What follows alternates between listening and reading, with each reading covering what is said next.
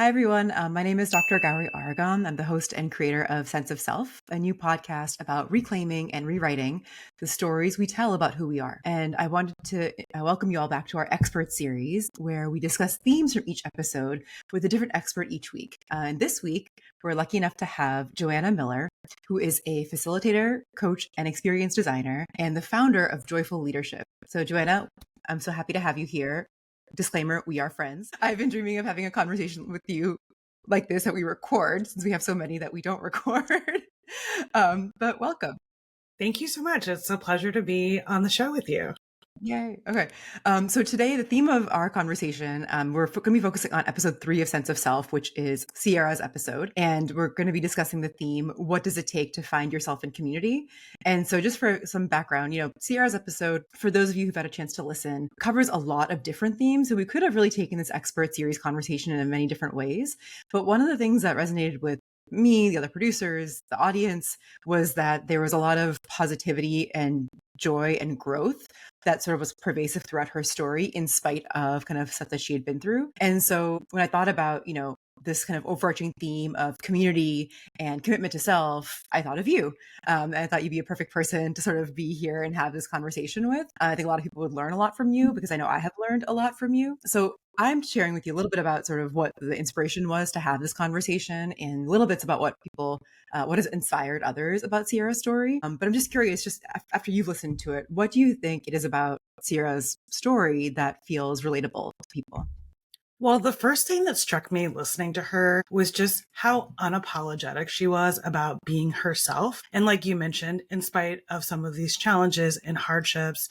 And I think she said a couple of times that she was pulled out of the closet. She didn't decide to come out of the closet. And there was a couple of elements in the story where she talked about areas where she had, or times in her life where she had less agency, but she was still able to make decisions and steer herself in a direction that felt true to her. And even things like people criticizing the way that she talked, and her being intentional about the fact that like she uses country grammar. That is, even if it's perceived in a way that is different than how she perceives it herself by other people, that's fine. This is who she is, and that's how she wants to show up in the world. And the other thing that really stood out to me too was how she made a distinction between her professional persona and then who she is as a person. And I'm sure you've done research on, or read research on this, where it's helpful sometimes for us to have an alter ego, so that we can really step into our aspirational self.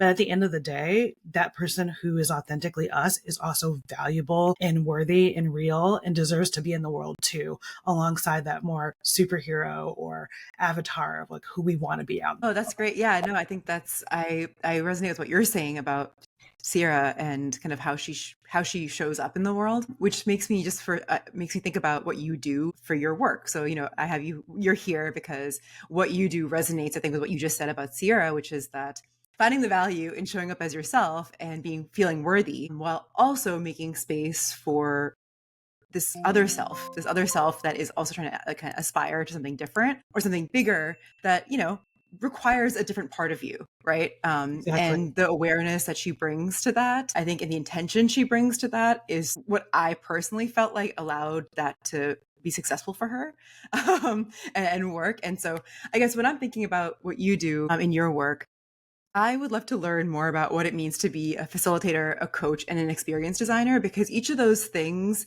is different. And from what I've talked to you about before, at least, like, you do different things in each of them, but they all are still connected. And what I think is awesome is that, to me, they're all connected to this theme of people being able to show up as themselves. So yeah, I'll pass it over to you. I think the best way for me to answer this is to actually start way at the beginning of my life. Great. And I grew up as an only child. I spent a lot of time around adults. Obviously, I went to activities and school and everything. But I think for much of my life, I was trying to play the character that my family expected me to be, which was like the smart, well-liked, well-presented girl who was always successful and achieving. And I think, when you're in an environment like that, like a lot of people are, you learn how to play that role really early on, and you kind of have to suppress and fight against other aspects of yourself. And that's because maybe you're getting signals that those qualities in yourself are not welcome.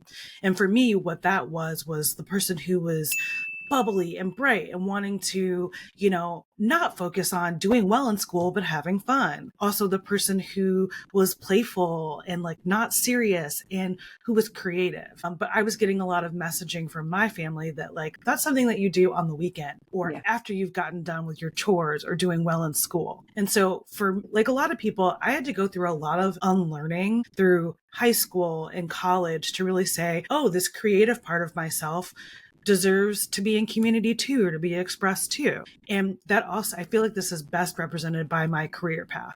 I started out in fashion merchandising, trying to balance the business and creative. But I found myself wanting to teach classes, training classes and things at my job. I moved to another job. And again, I was supposed to be focused on the business, designing men's sweaters and outerwear. And I wanted to help my peer have more development opportunities. And because I was always sort of investing time in these other interests, somebody saw something in me and said, you know what? Would you like to work on this project that's about developing our workplace community here? And I said, yeah, sure, why not? And then the rest was history. I started moving more into the learning and development field. This is the more simplified version of this story, obviously. But I think the important thing before talking about what each of these roles I play actually does is that there was a lot of tension and fight with me around, is the thing that I feel called to do, is the thing that feels like an authentic display of my strengths and interests actually valuable in the world? Yeah. And I had to keep reminding myself or putting myself in a position where I could prove to myself, yes, it is. And that's what allowed me to step into these 3 roles that I play. So as a facilitator, facilitators are the role of the facilitator is to bring something about.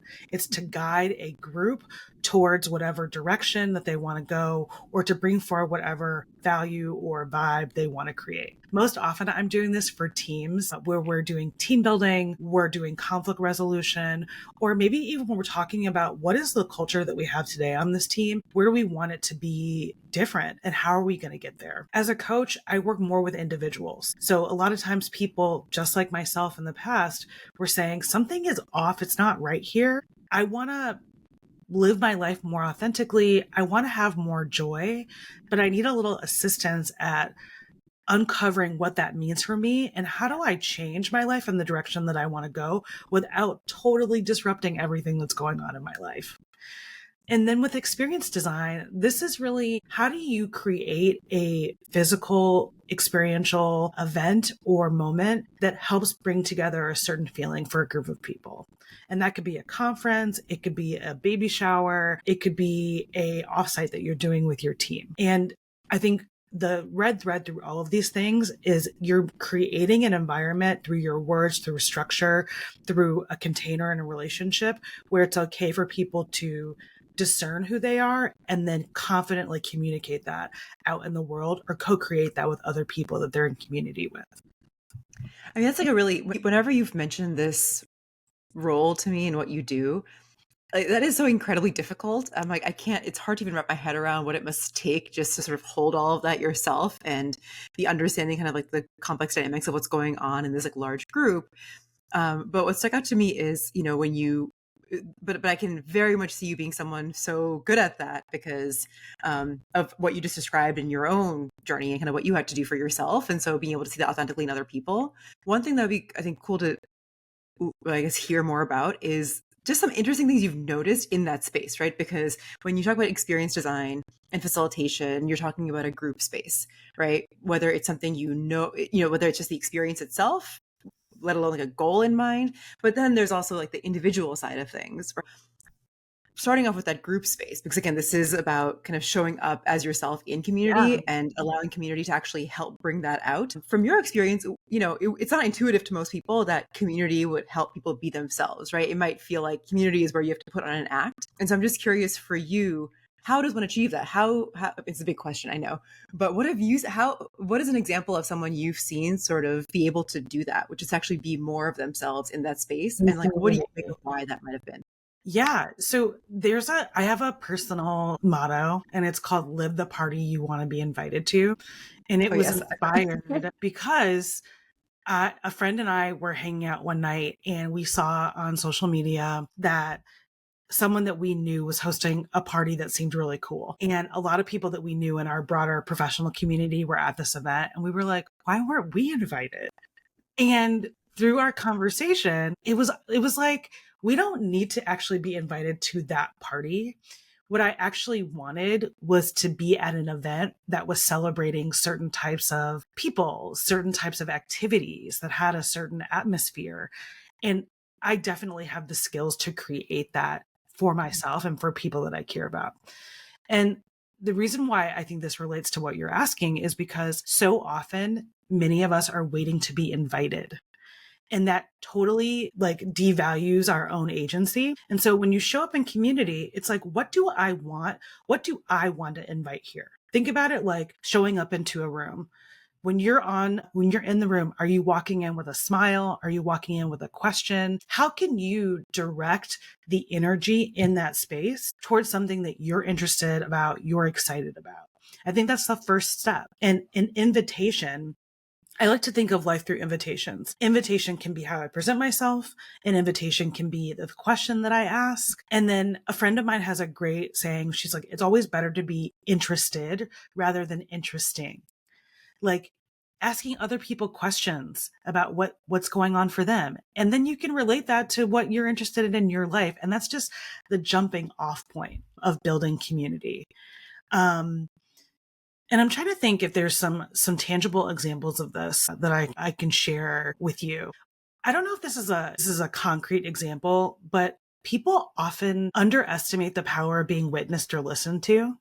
When you ask someone a question and then just deeply, sit there and take in what they're saying and respond to that, that can be very powerful. In fact, so powerful. In fact, many people are paying people to do that for them.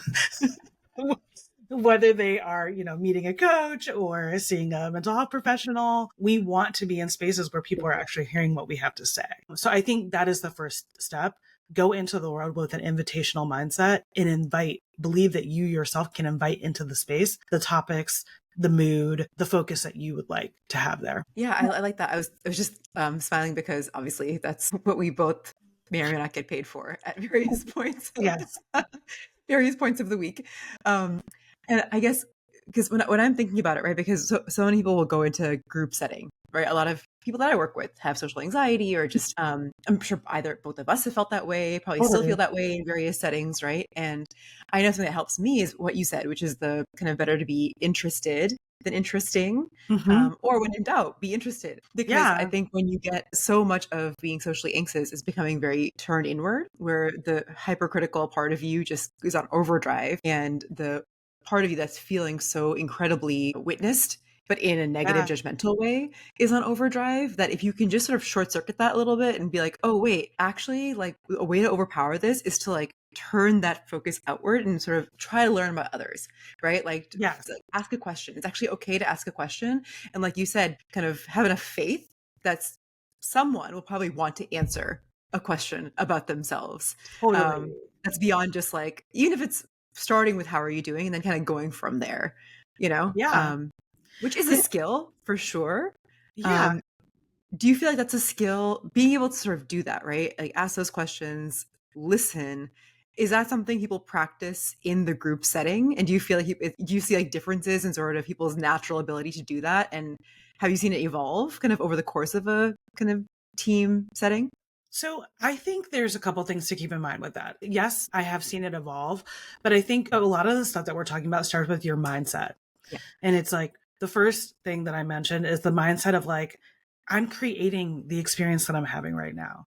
I'm not just being invited to this space or this event or this relationship. I am actually co-creating it.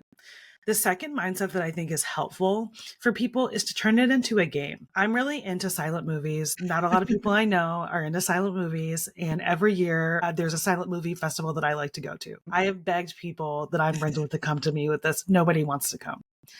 And so the Silent Film Festival has an opening party, and I really didn't want to go by myself, but I said, I'm going to go. And as uncomfortable as I feel being here in this festive setting alone, my game is that I can't leave here until I have one beverage and I talk to 3 people. So I don't have Oh, to stay here all night. I don't have to talk to them for more than 5 minutes. but I need to drink one beverage and talk to three people. And so then it really makes it into like, okay, it's less about like, do people like me? Am I saying the right thing? I just need to go to the bar and get a drink. And I just need to find three people that I can say, hello, my name is Joanna. What's your name? Like, what brought you to the festival? Cool. And I remember that night, one of these three conversations, and there was another woman who was there. We actually had a lot in common. And every year that I've gone to this film festival, I've seen her there and we have a conversation in between the movies. And it's like, we're not best friends, but it's like there's a familiar face there around an interest and community that I want to be a part of. And that's just my little foot in the door towards having more meaning in my life and more a feeling of belonging in my life around this thing that I really enjoy. Yeah, I love that. And I think I look to you for inspiration for that all the time. And I think I've challenged myself to do things like that as well. Definitely pre-pandemic and even after, where it's like, oh, I can do this by myself. And it's been really fruitful. And I think and have met friends, or at least, like you said, people who are interested. And the funny part is, I've usually before going have assumed it was going to be a waste of time, or that I was sort of tricking myself. And I realized, I'm like, well, if it is a quote unquote waste of time, what does that even mean for it to be a waste of Yeah. time? Like, there is something that you're getting from even just leaving and making the attempt to go and be in that space, which we can very easily talk ourselves out of, to your point. Yes. Right. Yeah. And it takes practice. So I'm just curious, like, again, to sort of like relate that back to the theme of finding yourself in community. Yes. Um, for you personally, I know we're talking about what you do, but I think your Mhm. personal story is like the through line of all of that, right? And so in your personal life, in your own kind of attempts to sort of show up in those spaces, let alone how you help other people, Yeah. um, what what can it feel like, to intentionally utilize community as a way to actually get to know yourself better? Yeah, I think that the first thing that comes to mind around that is using it to challenge your beliefs and assumptions and to sort of experiment with different ways of thinking or different experiences that you may want to have. I lead a workshop. I'm a facilitator for a company called Late Night Art. And it's a really dynamic arts-based workshop that helps people get to know each other better. A lot of times when people are participating for the first time, they see there's all of this supplies out on the tables and they hear that like they're going to be using watercolor or pastel crayons to respond to these prompts. And sometimes people start to get nervous. You can actually see it in their body language. Yeah. They're like, and you can hear it without them even saying, I'm not an artist. I'm not creative. These people my teammates or these people that I barely know are going to be judging what I'm creating. And it's an opportunity for us to say, I only have to do this for 2 hours. I'm going to be answering a couple of questions and I'm going to be using these tools that I probably haven't held since I was in elementary school Yeah. to do that. I can do that for, 20 minutes and see what comes from that. And if I don't like it, I'm also invited to be honest about that. I think something that I realized and that I think is important for other people to know is that so often our instinct is to assimilate when we're in community. Yeah. And that assimilation often means that we are simplifying or we're hiding elements of ourselves. And I think it can be really another challenge or game that you can play is like, how can I show up exactly as I am when I'm in this space? And it can be as simple as when someone asks you, how are you doing? Tell them how you're actually doing. Don't say fine. Don't say good. Don't try to make the negative thing or the real experience you're having like end on a positive note. Yeah. And a friend of mine has a great prompt that they sometimes use in workshops where it's like, tell a story of something challenging that happened to you without the happy ending or without the lesson. And that's just a way to be authentic about your life. Like, and I think sometimes when we try to do that in community, how people respond to that is like, wow, that must have been difficult. Or even more frequently, they're like, wow, I felt that way too. Yeah. And when we allow people to see their real selves, we actually allow people to connect with us on a much. Yeah. And I think that is the hurdle to get there, though, right? Because I'm sure, again, like in Mhm. our respective professions and people that we work with, let alone for ourselves, that is difficult because what I've noticed is, or what I see pretty commonly is that, again, because there is such a focus placed on how is someone going, it's almost the opposite problem. It's like, how is someone going to respond to me? Yeah. Then you forget who me is almost, right? And like Yeah. what me is going through and what me has to say or offer and what me's experience is, me, my Yeah. experience. And that can get very overwhelming, and people, like, it can start, your head can start to spin a little bit, right? Yeah. Like internally you're just like, I'm not sure. You may look like you're composed, but internally you're sort of spinning and not really sure where to land in that conversation. I'm like, how did how do you feel like you were able to do that for yourself? And I want to ask you kind of more about your work as a coach, but I'm just curious for you and your Yeah. experience. Are you meaning like if I'm in a situation where I feel uncomfortable being Yeah, my like how have you almost like coached yourself through this, and how have you yeah, put perspective on this for yourself so that you felt like you could show up in these places despite having all these pre-existing thoughts and feelings yeah. about it? Okay, there are two things. The first one is, and this is a little edgy, and sometimes I share this with my coaching clients. Think of the worst quality that you have, or the thing that you feel like is most annoying about you. Hmm. I will be vulnerable and be like, I come off as like a total know-it-all. And like, I know a lot of things, but there's time and place to be talking about all the things that you know. And a lot of times that can feel annoying and it doesn't leave room in the conversation for other people. Like there's some real drawbacks to this. Yeah. I'm sure that many people who care about me in my life think and had the thought at some point, Joanna's a know-it-all. Okay. These people are still in my life. And I challenge listeners to take that thing that they're self-conscious about. There are people in your life who are 100% aware of this thing that you do, and they are still there. They have decided to care about you in spite of that. They have decided to love you in spite of that. And oh, by the way, they also have those things about themselves too. And if looking at yourself is a little too difficult, a little too painful, you can think about like your sibling or your parent or a good friend where it's like, man, that thing that they do is so annoying. But there's all these other things about them that I love and cherish. And I'm able to see the whole person. A lot of us are able to see the whole person, and we are doing that most of the time. So take assurance in that.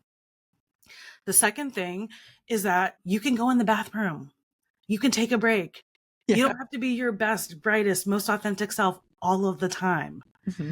Um, and it's almost like renewing yourself. It's like, okay, I have my confidence walking in here is 80%. Somebody smiles at me, goes up to 90%. I have a weird interaction with someone, it's down to 60%.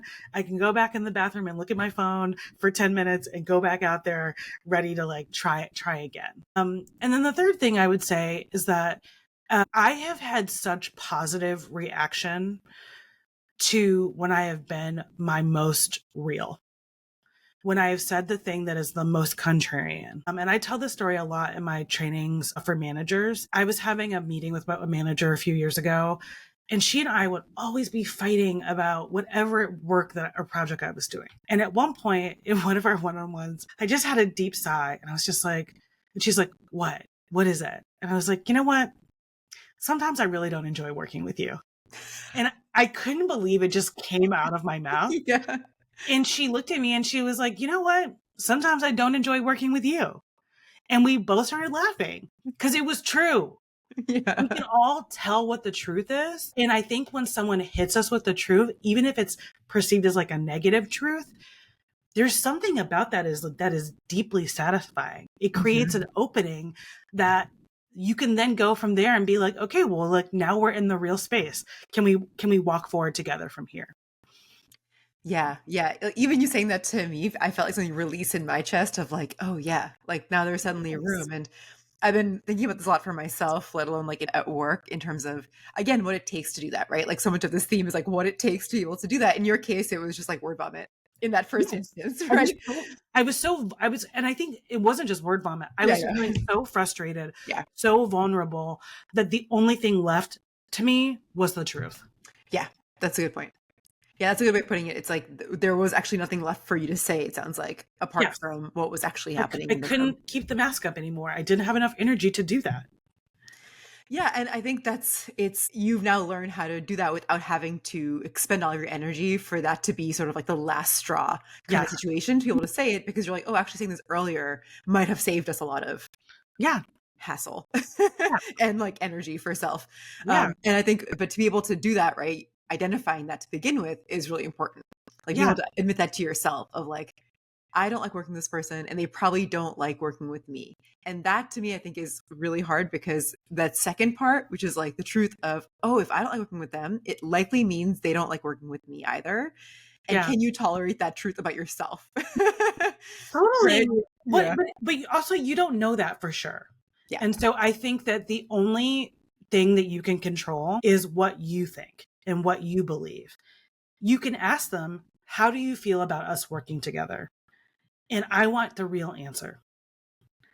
And like, you can create the conditions for that. And I spend a lot of time with in my coaching relationships and team work, getting people to the point where they can confidently ask these questions. And I think one of the other things that is important in this conversation about authenticity and then showing up and being seen in community is, can I be honest with myself? Why am I here? Why do I want to be accepted by these people? Is it because if I'm part of this community, I believe that I'll be seen a certain way and that way is positive and that will lead to other good things for me? Or do I want to be part of this community because I have a genuine interest in these people and this is something that makes me happy? Yeah. Both of those desires are valid, but they have very different motivations. And I think if you start from the fact of like, I'm doing something that's making me happy and I want to be around other people who are also doing something that makes them happy, you can seek that out. Yeah. If you're trying to get validated, you can also seek that out too, but there are probably easier, more direct ways to do that.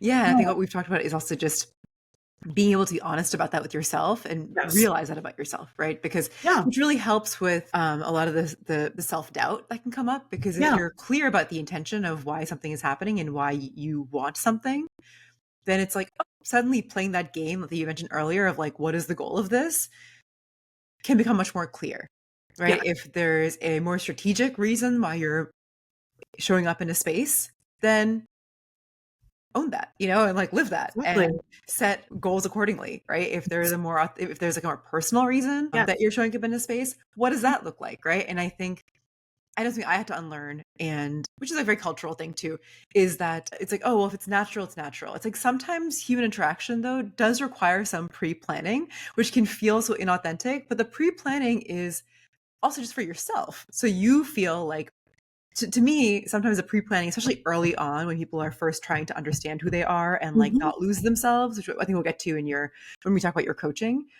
that pre-planning is so important because it Yes. sort of like gives you like your table of contents of like, oh yeah, remember, this is who I am. Here's how I want to show up. And I remember you told me this once, but you were like, I show up to trips and meetings and hang out with friends with like an intention of like, what is it that I want to Yeah. be able to ask them about, or how do I want to leave them feeling or leave me feeling.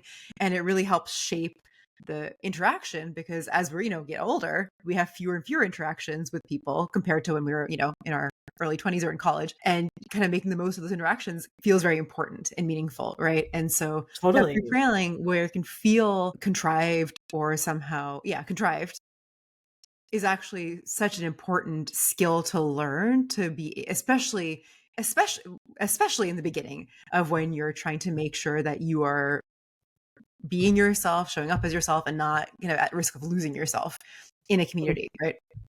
And So, I want to bring what you said, what you just mentioned to life a little bit. I think you're referring to my trip intentions. And anytime I go on a vacation or a trip, I have a set of questions that I ask myself. The first one is, how do I want to feel at the end of this experience? And I try to focus on a sentiment of a true feeling.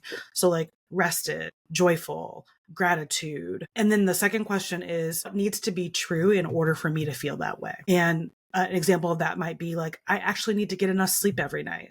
So that means that I'm not staying up until 3 o'clock in the morning, going out every single night of the vacation. Maybe I am 1 or 2 nights, but I'm also taking care of my body and not overextending myself, things like that. And then the third thing is, what are the top 3 must do, see, eat, or experience things that I want to do? This is not to say that there's not going to be more than 3 things that I do or experience. It's just saying when push comes to shove, what are the top 3 non-negotiables for me? And the reason that this becomes really important is because when I go on group trips or do group experiences, I also try to do this with the people that I'm traveling with. And Yeah. so I understand what their motivation is, what they want, and also how can we find some common ground between what are our must-do experiences so there Mhm. isn't that feeling or sentiment at the end of the trip where you're like, well, I really want to go see this thing. Well, I actually want to chill out at the hotel or just hang out by the pool. And just one last thing to sort of bring this to life. I went on a long trip with a friend from college a few years ago. And when we were talking about this, we were both planning the trip. We were just like, oh yeah, it'd be so cool. We're going to go to Europe. We're going to do this. And in my mind, I noticed that I was getting ready for the trip, seeing it as like a checklist of like, I want to go to this place. I want to see these sites, where actually the intention of the trip is for me to reconnect after 15 years with this person I literally used to share a bunk bed with. Yeah. It's like we have a sisterhood and a friendship. And so this trip really needs to be oriented around how can we maximize our time together and maximize our experience. And also, like, are there things that we should be talking about in person in Mhm. order to leave with that feeling that our sisterhood has been renewed? And you can take the principles of these 3 questions and apply them to any community or relationship that you might be a part of, or any experience or event that you're going to.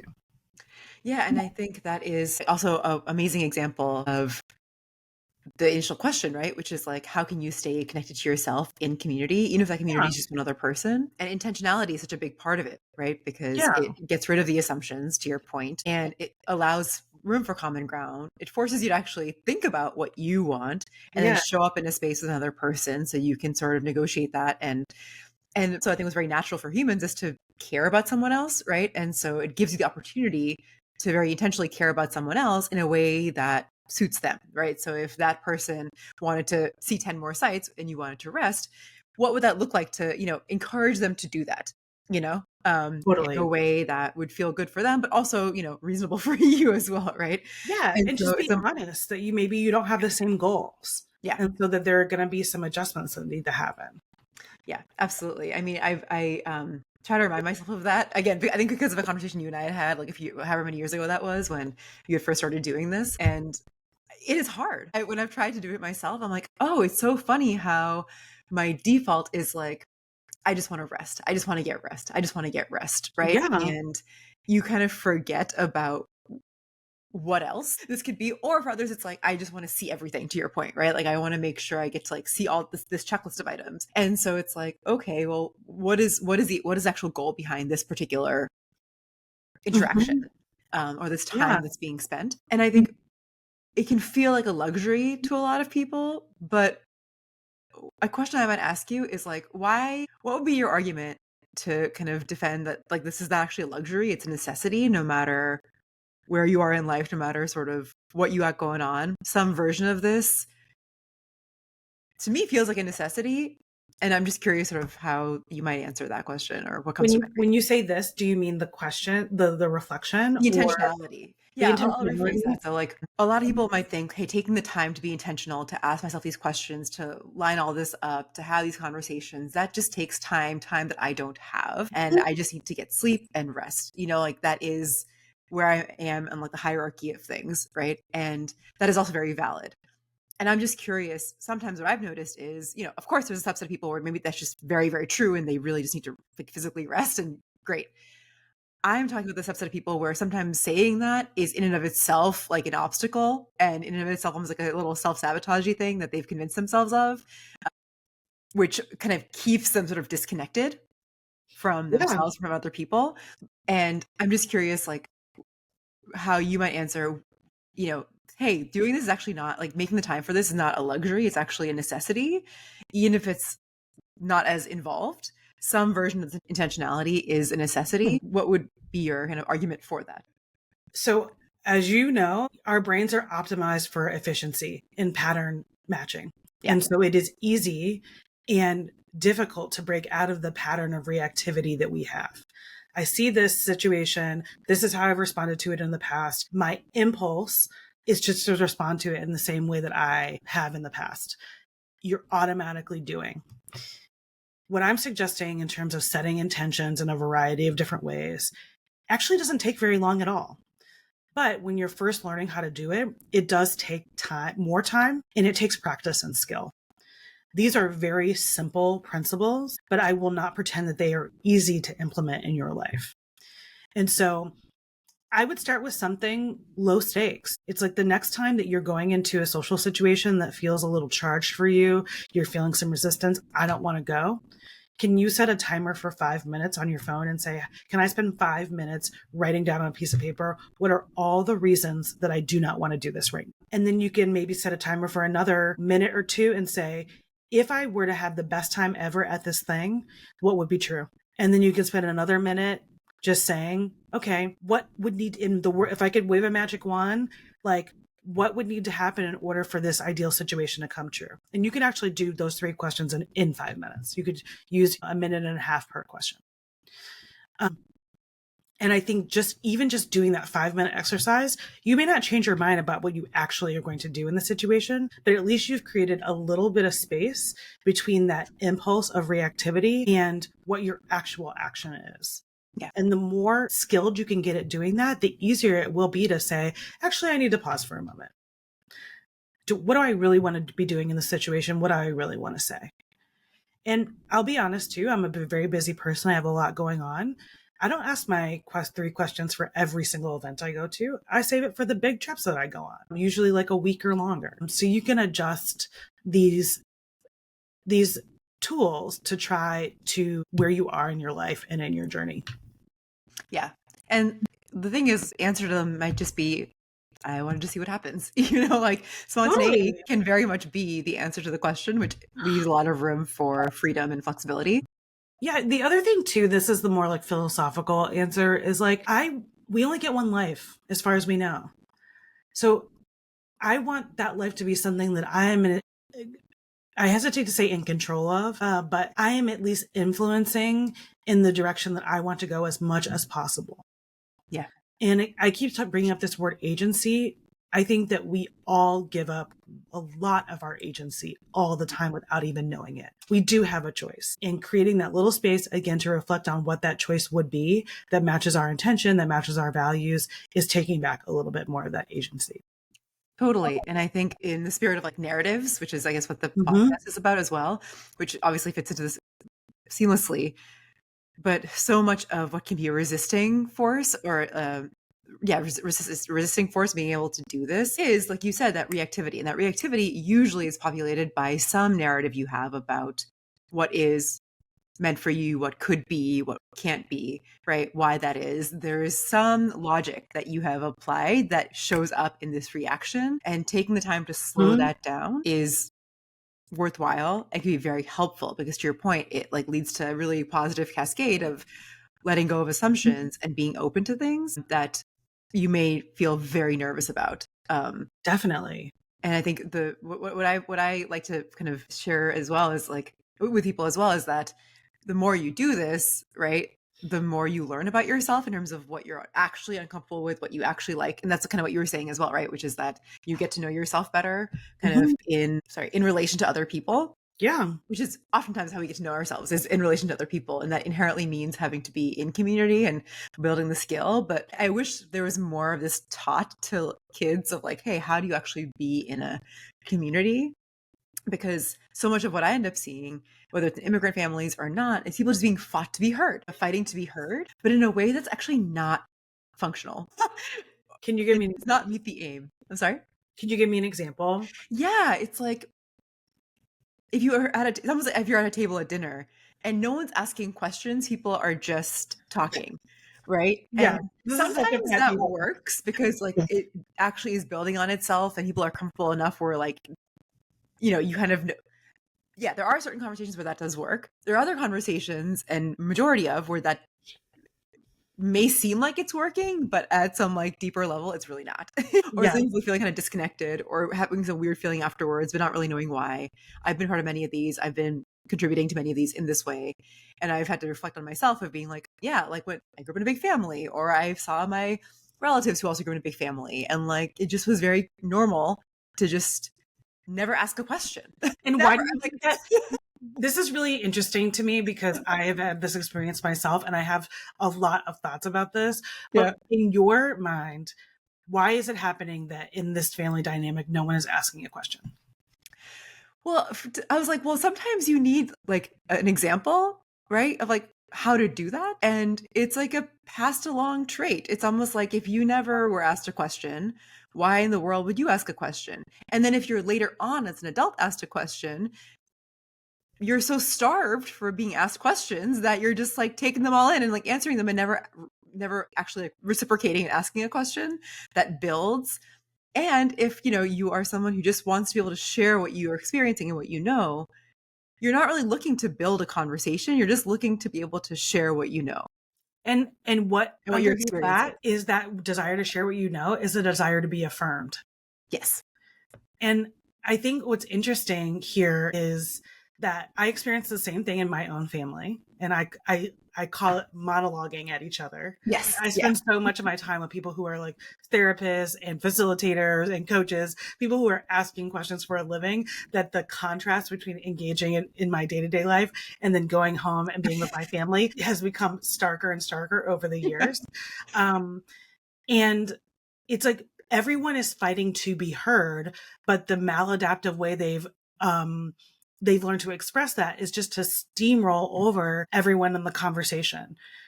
Relationships are built through intimacy. Intimacy is built through mutual self-disclosure and sharing. You can't have mutual self-disclosure if no one is asking any questions Correct. and sharing. And so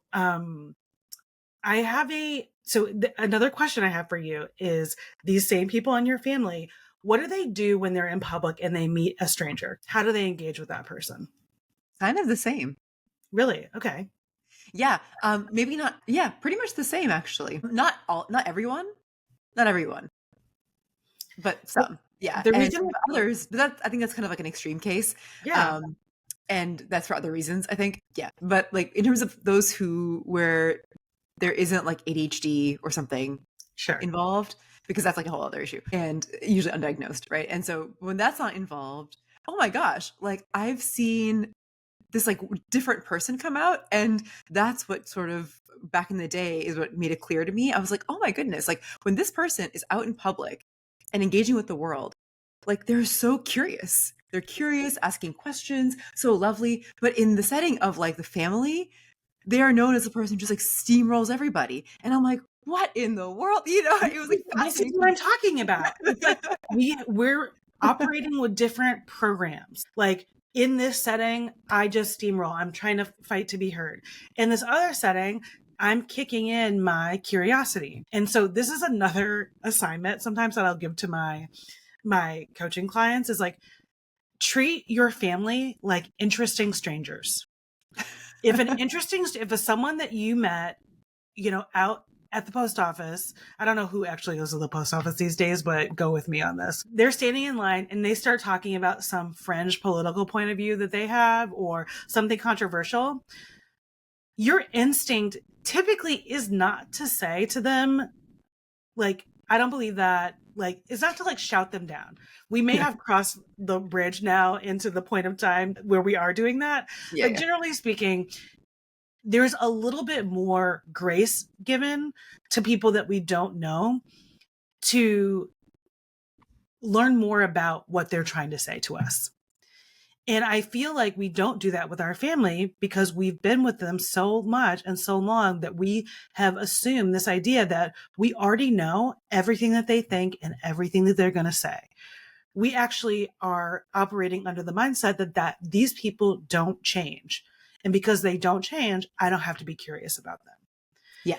And so this is another game that I think is helpful for us to play, just to experiment with. What if I were to engage with this with my mom or my dad or my crazy uncle as if they were a stranger that I was sitting next to on a plane or on a bus? What would be my follow-up question? What would I want to learn more about?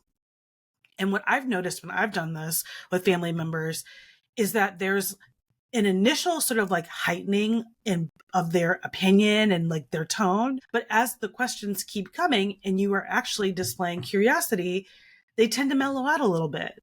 Yeah. They often will share something that I didn't know or didn't expect them to say. And then when that person gets used to or familiar with, like I said before, being witnessed, it kind of takes all the wind out of their sails, and then you can have a much better conversation. I think there's also a flip side to this too. When we are sitting at home at the table observing this, being like, why isn't anyone asking me any questions? Why do they just keep cutting me off? There's a step that we can take that is grounded in authenticity and agency too. And it's saying, hey, do you notice that everyone is talking over each other? Hey, I would really appreciate if people would ask me some questions about what I've been doing in my career or in my life. It would mean a lot for me for you to show some interest in who I am. But for some reason, we believe that we shouldn't have to say that. And to be truly known and to be truly seen means that we don't have to say that. And that's not the case. Yeah. No, I mean, like, it's, and that's what's so, that can be so, and that's what I'm saying, right? In terms of like learning skills to do that, and how that can feel very contrived of like, what are you talking about? Why are you being so high maintenance? Or, you know what I mean? That there can be a lot of concern around what's going to happen if I ask that question. And again, it's like, this is a whole other topic, but in terms of building the comfort to be able to tolerate whatever the response might be, because you might say that and they're just like, what are you talking about? But that's one response that they could say. Exactly. And then another response might just easily give you like, okay, yeah, or ask the question. Mm-hmm. Like, what would you? It may not know exactly how you are envisioning it, right? Yeah. The important part is that you at least made this attempt to make your desire and preference known in a way that was not confrontational, but just like a request. Yes. And this is, again, bringing it back to the principles that I was talking about at the beginning about being invitational. I want something. I can invite you to give it to me. It would be amazing if you just gave it to me without me asking. That would be a wonderful gift. But I can also invite you to engage with me in the way in which I would most like that to happen. Yeah. And you can say no, and that's fine. Then I can, take whatever next action what feels appropriate to me. But I can always keep the door open for you to interact with me or for my community to interact with me in the way that I would most want. Yeah.